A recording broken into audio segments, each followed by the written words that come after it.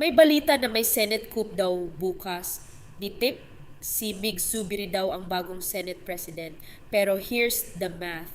Kailangan niya ng 13 votes. May listahan na siya ng supporters, pero kulang pa. So the real question, possible ba talaga or chismis lang ito na walang laman? Let's do the numbers. Para maging Senate President, kailangan ni Zubiri ng 13 votes. That's the magic number. May listahan na ng mga possible supporters, Bob Aquino, Risa Hontiveros, Kiko Pangilinan, Raffy Tulfo, Erwin Tulfo, Sherwin Gatchalian, Ping Lacson, Lito Lapid, tapos courtesy vote daw from Alan Peter Cayetano plus JV Ejercito kung hindi siya mag-abstain.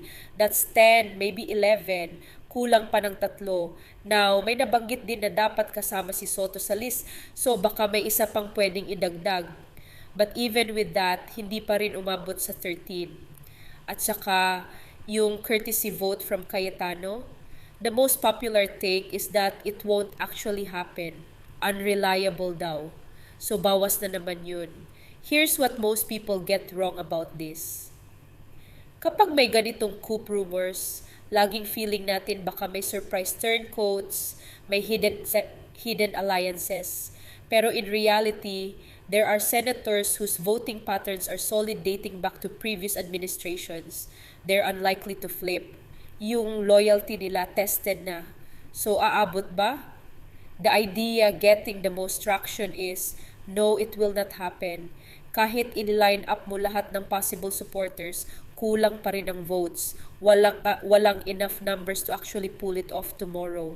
But here's where it gets interesting. A view worth noting, kung sakali, and that's a big kung sakali, na magka-new majority somehow, the Senate could potentially expel a member the same way the House did before. Meaning, kung manalo ang coup, pwede pa nilang i-reshape ang Senate mismo. But again, that's speculative. As of now, walang solid path to 13. Bottom line, yung math, hindi pumapabor. Yung rumors maingay, pero yung actual logistics ng coup, parang mahirap mangyari. So bumalik tayo sa tanong, possible ba ang Senate coup bukas?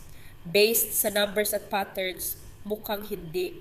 Kulang ang votes, shaky ang alliances, at mas maingay pa yung chismis kaysa sa actual strategy.